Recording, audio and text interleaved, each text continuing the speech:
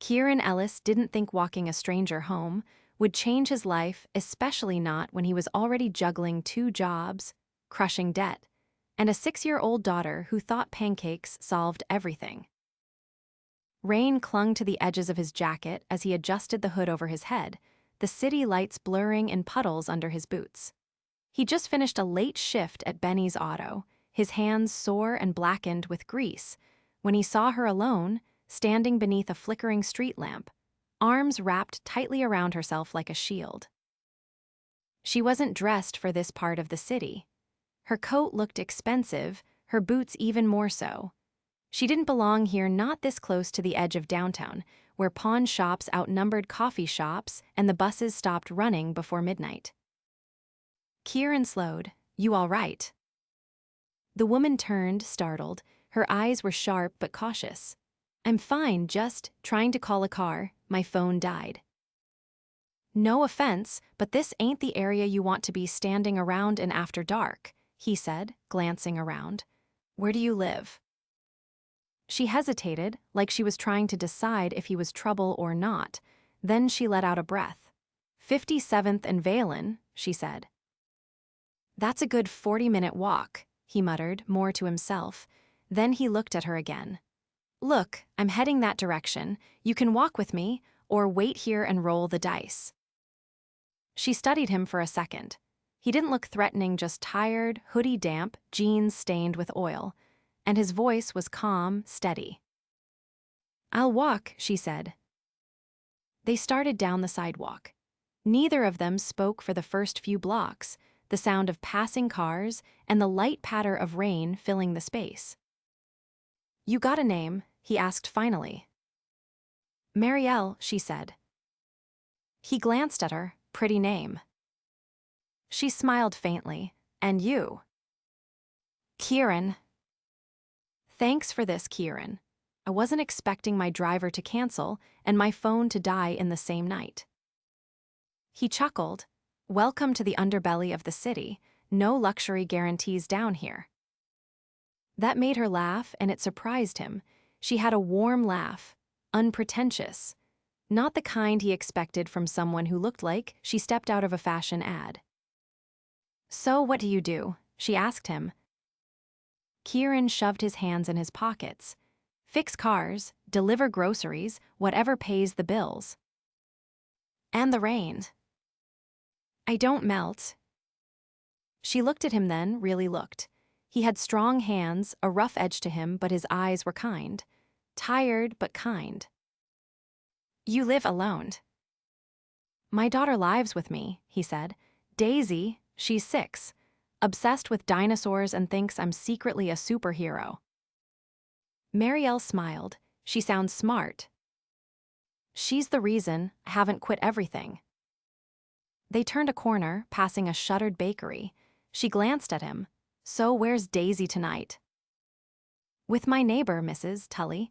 She's a retired teacher. Watches her for a few hours when I've got a late shift." "And their mom." "She left when Daisy was 2, Kieran said simply. Marielle's heart tugged. "I'm sorry." "Don't be," he said, his voice steady. "We're better off." They walked another 10 minutes in silence. Then she asked, "Do you always walk strange women home at night?" He grinned. "Only the ones standing under sketchy street lamps, looking like they lost their limo." "Well, I appreciate it." When they finally reached Valen Street, Kieran slowed. "This it?" She nodded toward a sleek high-rise with glass doors and a doorman. He stopped short. "You live here?" She smiled, a little embarrassed. "Yeah." He let out a low whistle. "Figured you were fancy, but damn." Marielle laughed. "Guilty." He shook his head. "All right, Marielle, who lives in a skyscraper. Get inside before the doorman calls security on the mechanic walking you home." She paused. "Wait." He looked at her. "What?" "Come up just for a second. I want to thank you." He blinked. "That's not look, you don't have to." "I want to," she said softly. Kieran hesitated, then followed her in. The elevator was quiet. He stared at the mirrored walls while she pressed the button for the penthouse. Penthouse. When they stepped out, his breath caught. The place was massive floor-to-ceiling windows, a skyline view, marble floors, and modern furniture that screamed money. He suddenly felt very out of place. Marielle kicked off her boots. "Can I get you something? Coffee, whiskey?" He raised an eyebrow. "You're full of surprises." She opened a cabinet and poured 2 glasses of whiskey. Cheers to being walked home by a stranger. They clinked glasses. Kieran took a sip, then whistled. "This ain't the cheap stuff." "I don't do cheap," she said, grinning. He walked toward the window, looking out over the city. "So, what do you do exactly?" Marielle leaned against the counter. "I run my family's investment firm. We manage tech and real estate portfolios. Global." Kieran turned. "You're the boss." "CEO of Langford Holdings," she said.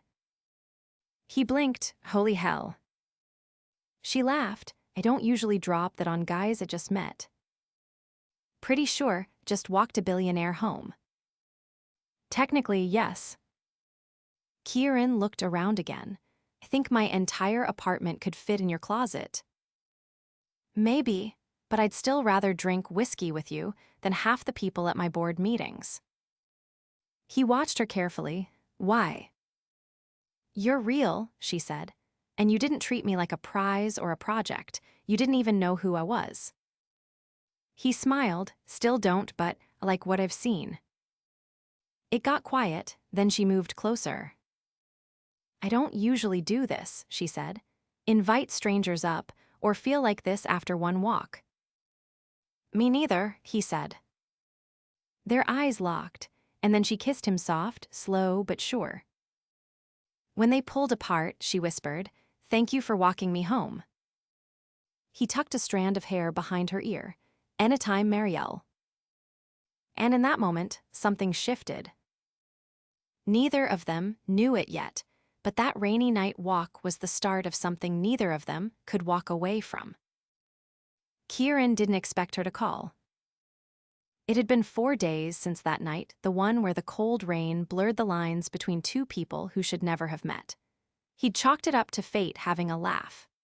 A billionaire CEO with her own penthouse and imported whiskey didn't belong anywhere near a guy who rotated the same 3 flannel shirts and counted every dollar twice before buying milk. But then, on a Thursday afternoon, while he was elbow-deep in the busted engine of a '96 Ford Taurus, his phone rang.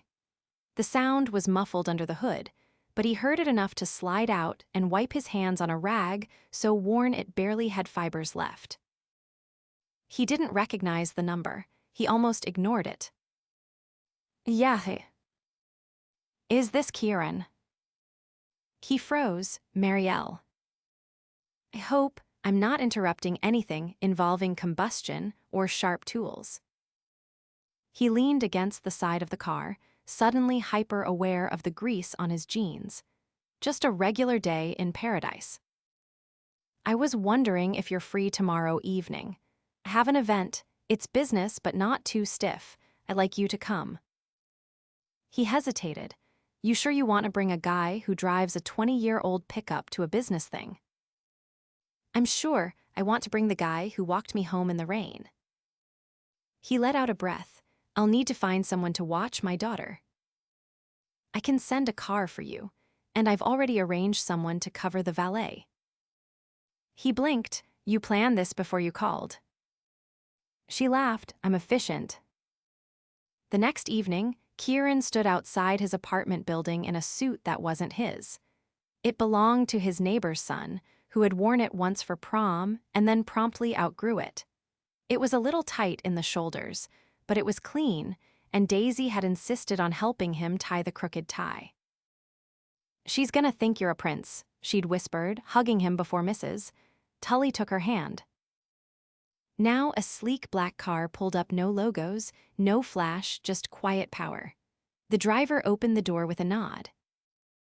The building they pulled up to 20 minutes later was unlike anything he'd ever seen, a restored Art Deco theater turned high-end venue, lit in soft gold with valet attendants everywhere. Inside, the marble floors gleamed under chandeliers, and the air hummed with string music and low conversation. He spotted her immediately. Marielle stood near the base of a staircase, talking to a man in a navy suit. Her gown, pale silver with a high neckline and a dramatic open back, looked like it had been made for a moonlit ballroom. But it wasn't the dress that hit him, it was the way she turned when she saw him, like the rest of the room fell away. "You clean up well," she said, walking toward him with a smile that made his chest feel too tight. "You look like a magazine ad probably couldn't afford," he replied. She laughed. "Come on, I want you to meet someone." He followed her through clusters of people holding champagne flutes and speaking in the kind of polished tones that came from private schools and family legacies. She introduced him to a few executives, a philanthropist from Milan, and a woman who hosted an international podcast on market disruption. Kieran nodded, shook hands, and kept his answers short. When they finally stepped away from the crowd, he leaned in. "I think I've said nice to meet you more times tonight than in the last 2 years combined." Marielle smiled. "You're doing fine." "I'm pretty sure one of those guys asked if I owned a yacht." "I heard you told him you had a canoe once and it sank." Kieran grinned. "I panicked." She touched his arm. "You being here means more than you realize." He studied her. "Why did you ask me to come?" "Because I trust you," she said, "and because I wanted you to see my world, even if just for a night." He was quiet for a moment. Then, "It's a beautiful world, but it's not mine." "Maybe it doesn't have to be one or the other," she said. Later, after the speeches and the string quartet faded into soft jazz, Marielle led him to the rooftop garden, a space strung with lights, quiet and open to the stars. "I come here when the noise gets too loud," she said, wrapping a shawl around her shoulders. Kieran leaned on the railing, looking over the city. "So what's the catch?" She looked at him, puzzled. "Catch? You're gorgeous, brilliant, rich as hell. You could have anyone in this room. Why me?" Her gaze didn't waver. "Because you don't flinch when you look at me. You don't try to impress me. You see me like I'm just a person, not a brand." He turned to face her. "You are just a person. A complicated one, sure, but still." She stepped closer.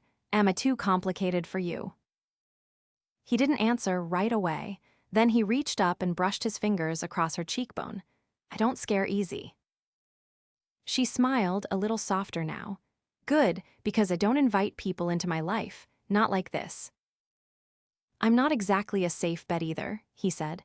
"I've got baggage, a daughter, a life you don't fit into." "Maybe I don't want to fit. Maybe I want something new." Before he could reply, the rooftop door creaked open. A tall man in a tuxedo stepped out and paused when he saw them. "Marielle," he said coolly, "you've been avoiding me." She straightened. "Because you don't take hints well, Spencer." Kieran stepped back slightly, watching. Spencer's gaze flicked to him. "And this is?" "A friend," she said. The man's smile didn't reach his eyes. "Of course, always had a soft spot for strays, didn't you?" Kieran's jaw tensed, but Marielle's voice cut through, sharp. "Walk away, Spencer, before I remind you how fast can shut down your equity bid." Spencer's smile dropped. He turned on his heel and disappeared inside. Kieran raised an eyebrow. "Friend of yours?" "Ex, he doesn't handle no very well." "You okay?" She nodded. "I'm used to men underestimating me." He offered his hand. "Then maybe it's time someone didn't." As she took it. They didn't talk much after that, just stood there, hands clasped, watching the city breathe below them. When the car dropped him off at home later that night, the suit was wrinkled, his feet ached, and he still had no idea what any of those people actually did. But as he lay on the couch, staring at the ceiling, he couldn't stop replaying the way she'd looked at him. Like he was already part of her world. And for the first time in a long time, he didn't feel like he had one foot out the door. Kieran stood outside the bakery on East Grove, his hands stuffed deep into the pockets of his hoodie as the early morning wind cut through the city like glass. The sun had barely risen, but Daisy was already inside with Mrs. Tully, who ran the bakery's books on Fridays in exchange for extra muffins and gossip. Kieran had dropped her off early before his shift, and now he waited. For what, he didn't know. Maybe a sign that this thing with Marielle wasn't just a dream dressed in designer gowns and rooftop lights. The night at the gala hadn't left his mind. Not the way she'd looked at him, not the way she'd stood between him and that smug ex like she didn't care what anyone thought, and not the way she'd held his hand like it meant something. But it had been 5 days. No calls, no visits, not even a glimpse of her in the city's blur. Kieran wasn't dumb. He knew what it meant when rich people disappeared. They got distracted. They moved on. He wasn't the kind of man you kept around when your world came with private jets and board meetings in Zurich. Still, the part of him that hadn't been hardened by disappointment clung to the idea that maybe, just maybe, she was different. Kieran Ellis. He turned at the sound of his name, eyebrows furrowing as a man in a navy wool coat approached him. He was tall, clean-cut, and carried a folder under one arm. Yeah. The man extended a hand. My name's Oliver Crane. Work with Marielle Langford. Kieran stiffened. Something happened to her. No, she's fine, Oliver said quickly. She asked me to find you. She's been off-grid for a few days. Emergency trip to Geneva. She wanted me to give you this. He handed over the folder. Kieran opened it slowly, half expecting a non-disclosure agreement or a check he'd refused to take. Instead, there was a letter. Handwritten. Kieran. I know how this looks me disappearing after all that talk about wanting something real, but I had to leave on short notice. One of our investors threatened to derail a major acquisition, and it needed to be handled in person. I couldn't call. Couldn't risk anyone tracing the movement. There's more going on than I can explain here. But I meant what I said. I want to see where this goes. If you're willing, meet me at the conservatory at Lincoln Park, Saturday at noon. Please trust me. Marielle. Kieran read it twice, then again. Oliver cleared his throat. She wanted you to know she's not walking away. Why not just call me herself? She didn't want to use her phone, said she wasn't sure who was watching. Kieran's eyes narrowed. She in danger? I'm not authorized to say. Kieran folded the letter carefully and slid it back into the folder. Tell her I'll be there. Saturday came with a sky the color of worn denim and a breeze that danced through the trees like it had secrets to share. Kieran left Daisy with Mrs. Tully early, stuffing a peanut butter sandwich in her bag and kissing her forehead before heading across the city. When he reached the conservatory, he spotted Marielle immediately. She wore a dark blue coat cinched at the waist, and her hair was twisted up, loose strands brushing her neck. She was standing near the koi pond, watching the water ripple with the wind. He walked up behind her, his voice quiet. You always leave letters with strangers when you vanish across the world. She turned, her face lighting up in a way that made his chest ache. Only for the ones I can't stop thinking about. He stepped closer. You all right? She nodded, just tired and furious, and I missed you. He studied her carefully. You said something was going on. Marielle exhaled and sat on the edge of the stone bench. There's an internal leak at Langford Holdings. Someone's been feeding information to a rival firm. We lost a bid on a solar tech company because they knew our numbers before we even submitted them. You think it's someone close to you. I know it is, she said, her voice low, and I can't confront them until I'm absolutely sure, so I had to go dark for a few days, set traps, watch who panicked. Kieran sat beside her. You're playing chess with billionaires. I was raised in a world where trust is currency, and betrayal is just a Tuesday. He looked at her. That why this scares you? She met his eyes. This is the only thing that doesn't feel like a game. They sat in silence for a moment, the sounds of the city muffled by the trees and the distant rustle of wings from the conservatory's glass dome. I don't belong in your world, he said finally. I can't tell you what a hedge fund is. I still use coupons. My daughter builds cardboard castles in our living room because we can't afford the plastic ones. I don't care about any of that, she said. I've spent my whole life surrounded by men who wear $1,000 shoes and still can't look me in the eye without calculating what I can do for them.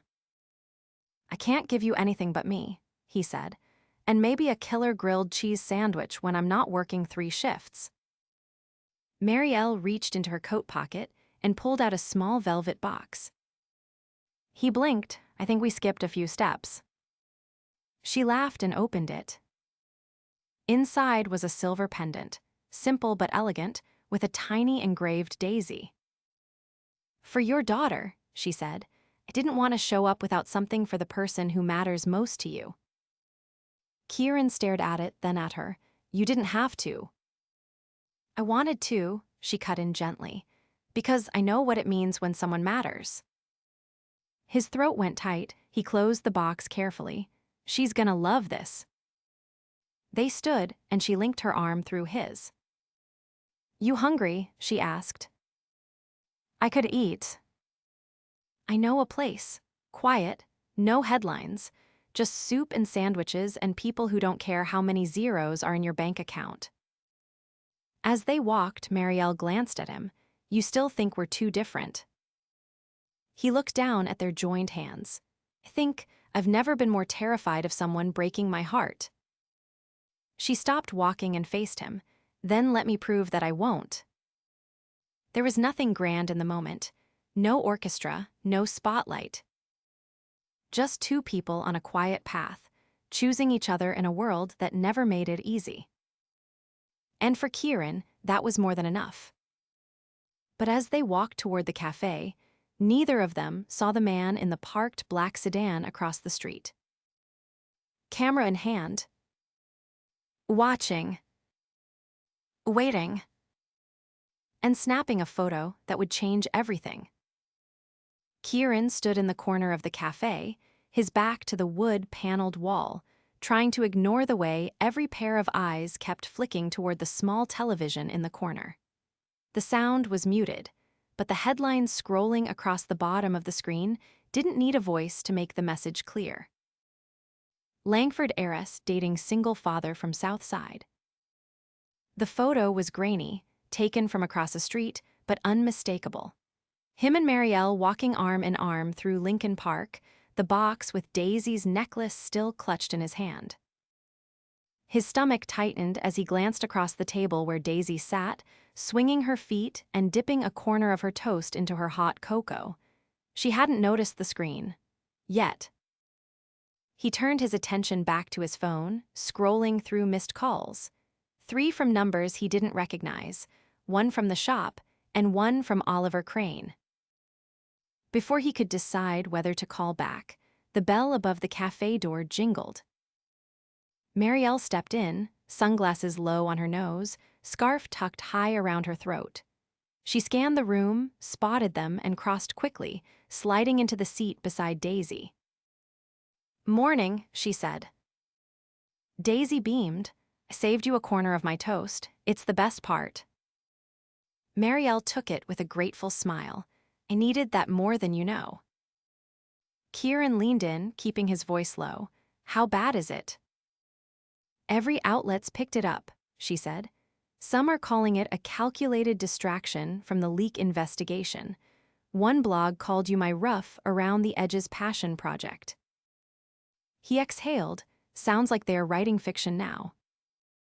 I've already instructed my lawyers to issue takedown requests for the more invasive ones, but you know how this works. Once it's out there, it spreads. Daisy looked up from her cocoa. What spreads? Kieran met Marielle's eyes, then reached across the table, taking Daisy's hand. Honey, remember how told you about Marielle's job? About how people sometimes write stories about her because she's important. Daisy nodded slowly. Well, someone took a picture of us without asking, and they put it on TV. It might mean people talk about us a little. Daisy tilted her head, like bad talking. Maybe, he said, but none of it means anything about us changes. You're still safe. I'm still your dad, and Marielle's still the person who brought you pancakes last Saturday. Marielle reached over to brush Daisy's curls from her face. No one's going to hurt you, Daisy. I promise. Daisy looked between them, then grinned. Cool. Can we still go to the museum later? Absolutely, Kieran said, smiling despite the knot in his chest. Later that afternoon, after dropping Daisy off with Mrs. Tully for a sleepover she'd been begging for all week, Kieran followed Marielle into her penthouse for the first time since that night she kissed him by the window. The room was quiet, the skyline stretching out beyond the glass like a painting, but the tension was unmistakable. Marielle pulled off her coat and tossed it over the arm of the couch. I didn't think it would happen this fast. You mean people finding out? Kieran asked. She nodded. I've kept relationships private before, but something about this one, it's different. The attention is louder. Because I'm not the usual, he said. She turned to face him. Because you matter more. He crossed the room, stopping a few feet from her. I can handle people talking. I've been talked about my whole life. What I can't handle is Daisy being dragged into it. She won't be, Marielle said firmly. I've already hired a private security liaison to monitor any mentions of her name. No photos, no details, and if anyone crosses the line, they'll regret it. He studied her. You're really not walking away from this, are you? No, she said, but I need to know you're not either. I'm not, he said, but this isn't just about us. My daughter's got to come first. She already is, Marielle said. That's why She hesitated, then reached into the drawer of her desk and pulled out a thin folder. I want you to look at this. He opened it slowly. Inside were plans. A proposal to expand Benny's Auto into a second location, fully funded, fully equipped under his name. He blinked. What is this? A real investment, she said. Not a handout. You'd own it. Full control. I already spoke to your boss. He's willing to sell the name if you want it. Kieran's throat tightened. You went behind my back. I went to your corner of the world, she said. You're always in mine. I wanted to show up in yours. He closed the folder, his voice quiet. This is too much. No, she said. Too much is what I've been used to. This is finally something real. As he stood there, overwhelmed and silent, the intercom buzzed. Marielle crossed the room and pressed the button. Yes. MS Langford, Mr. Crane is here. He says it's urgent. She exchanged a look with Kieran, then pressed the button again. Send him up. Moments later, Oliver stepped into the penthouse, his face tight with urgency. I found the leak, he said without preamble. It's Spencer. Marielle's shoulders tensed. How sure? Caught him transferring files to an offshore server. Had it traced the metadata. It all lines up with the sabotage timeline. Kieran stepped forward. You said he was your ex, that he didn't take no well. Marielle's voice was flat. He's been trying to destabilize the company from the inside. Probably thought if I had a scandal, the board would move to force me out. Oliver nodded. With this photo circulating, He likely hoped to create enough noise to distract from what he was really doing. Marielle's jaw set. We press charges. I've already contacted legal, Oliver said. They're preparing the documents. When he was gone, Marielle turned back to Kieran, her expression unreadable. I'm sorry you got dragged into this, she said. You didn't ask for it. No, I didn't, he said, but I'm not running from it either. She stepped closer. Then what are you running toward? You, he said simply. And whatever this is, as long as Daisy's protected, I'm all in. Her eyes shimmered, but no tears fell. I've never had someone stand next to me like this. He touched her cheek lightly. Then maybe it's time you did. That night, Kieran drove home beneath the glow of the city's lights, his phone buzzing with a message from Oliver confirming Spencer's arrest. Daisy was already asleep when he got in, curled up under her dinosaur blanket, hugging the silver pendant. He sat beside her bed for a long time, just watching her breathe. Then he kissed her forehead and whispered, "We're gonna be okay." 3 weeks later, the second garage opened. Kieran Ellis Auto, painted in bold letters across the front, with a small mural of a daisy in the corner, Daisy's Edition. The opening drew a crowd. Not because of the photo scandal, but because word had gotten around that a new place was hiring local kids, fixing cars at fair prices, and offering Saturday workshops for teens. Marielle stood beside Kieran as the ribbon was cut, her hand in his, wearing a simple navy dress and boots dusty from the gravel. You did this, he said to her. No, she replied, we did. Reporters tried to sneak in, but were turned away as politely as possible. The story wasn't about scandal anymore. It was about something else. Later that evening, after the last guest had left and Daisy had fallen asleep in the office with grease on her nose and a wrench in her hand, Kieran pulled Marielle into the back lot, where string lights had been hung between 2 posts. He cleared his throat, suddenly nervous.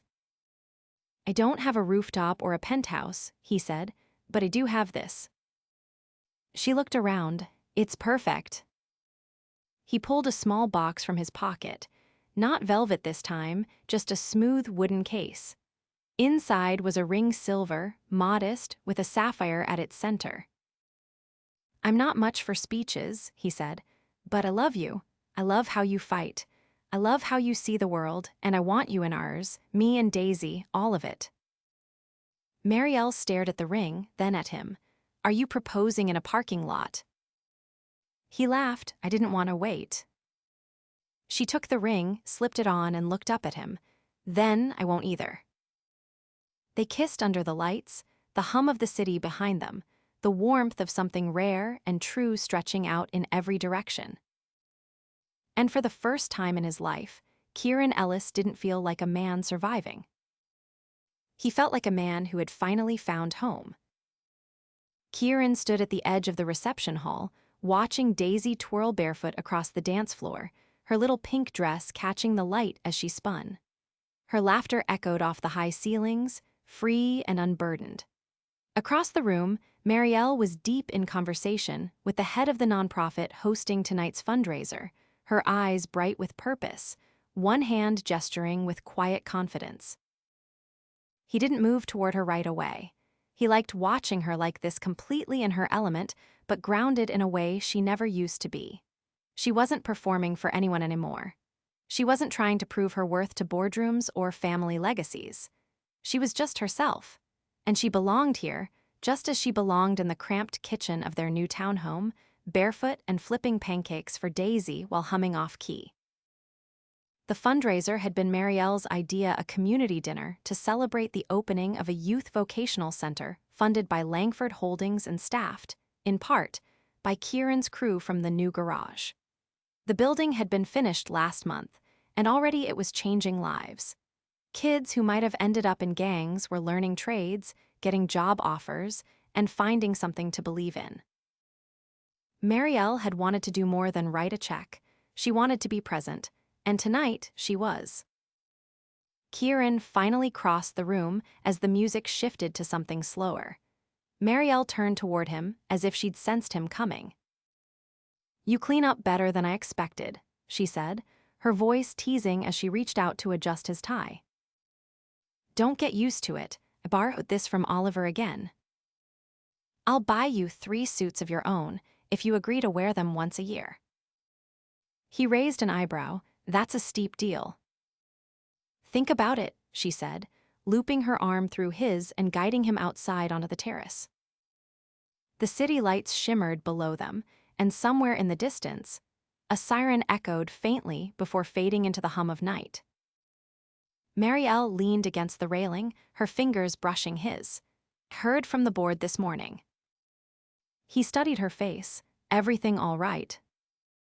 "They want me to take a step back," she said. "Temporarily. Not because of anything I did wrong, they just think I've been distracted." He frowned. "Because of me." "Because of everything," she said gently.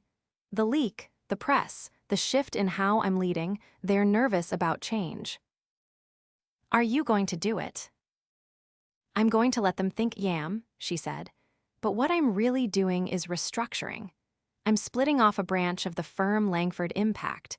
It'll focus on community investment, local development, and education reform. I'll serve as CEO of that division exclusively." He stared at her. "You're leaving the main firm." "I'm carving out space for the work I actually care about," she said. "And for the first time, I don't feel like I need to ask permission." He reached for her hand. "You're really doing it." "I am," she said, "because I finally realized that power isn't about control. It's about what you give back, and I want to build something that outlasts me." He pulled her into his arms, resting his chin on top of her head. "You already are." They stood there for a while, the city stretching out below them, the music drifting through the open doors. Eventually, Daisy came bounding out, her cheeks flushed. "Dad, Mary, they're serving cake." Marielle laughed and scooped her up. "Lead the way, Miss Ellis." Kieran followed them back inside, his heart full in a way it had never been before. Weeks passed, and the world settled into something steady and new. Marielle's new division launched with a celebration at the vocational center, where Daisy presented the keynote in front of 100 grinning teenagers and stunned executives. Kieran watched his daughter speak with confidence and joy, and he knew she was becoming everything he'd hoped. She could be grounded, kind, and completely unafraid of the world. Langford Impact became more than a passion project. It became a movement. Other firms followed suit. Marielle's gamble was paying off, not just for her, but for the families and communities most people had forgotten. One evening, as spring pulled the city into bloom, Kieran returned home to find Daisy at the kitchen table, her tongue poking out as she filled in the last lines of a drawing. It was a crayon sketch of their house, complete with flowers, a garage, and 3 little stick figures holding hands. "She made us bigger than the house," Marielle said from behind him, wrapping her arms around his waist.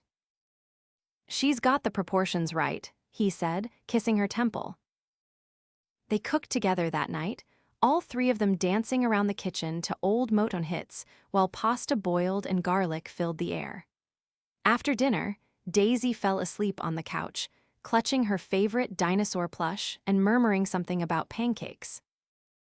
Marielle pulled Kieran out onto the porch, where the stars were barely visible behind the city's glow. "I've been thinking," she said, tucking her feet beneath her on the porch swing. "That's always a little dangerous. I want to get married." He blinked. "You do." "I do," she said, her voice steady. "Not for the spectacle, not for the headlines, for us, because I want to build a life that's not just connected by love, but by commitment." He sat beside her, his fingers tracing the curve of her knee. "Are you proposing to me on a porch swing while our kid snores through her 3rd dream of velociraptors?" "I am." He leaned in, kissed her softly. "Then yes." They married 2 months later in the community garden behind the vocational center. It was small, intimate, and filled with people who mattered. Daisy walked Marielle down the aisle, clutching her hand like she was leading her into the next chapter of their story. Kieran waited beneath a canopy of string lights, his tie crooked, his eyes wide with awe. Marielle wore a simple ivory dress, her hair loose around her shoulders, and no jewelry except the ring Daisy had helped pick out. No press, no headlines, just vows spoken from the heart and a promise sealed not with extravagance but with sincerity. Afterward, they danced barefoot on the grass, while Daisy showed everyone how to do the robot. Oliver gave a toast that made everyone laugh and then cry, ending with, "I've worked for Langford's my entire career, but this is the first time I've worked for love." As the night wound down, Kieran and Marielle stood hand in hand beneath the stars. "This is real," he said quietly. "It always was," she replied. "We just had to fight for it." He pulled her close, their foreheads touching. "I'd do it all again, every walk in the rain, every headline, every risk." "So would I." Years passed. The second garage expanded into a third. Daisy became a force of nature, volunteering at Langford Impact summer camps and winning a city-wide science fair with a project that involved solar-powered toy cars and a persuasive speech about clean energy. Marielle never returned to the old boardroom. She didn't need to. She built something better, something lasting. Her name became synonymous with transformation, not just in finance, but in the world of social innovation. And Kieran, he became the man he never thought he could be. Not because he changed who he was, but because someone finally saw all he could be and stood beside him as he grew. Their home was filled with laughter, burnt toast, and drawings taped to the fridge. And every Sunday morning, without fail, they sat at the kitchen table, just the three of them sharing pancakes, dreams, and a love that had rewritten every rule. Together. Always.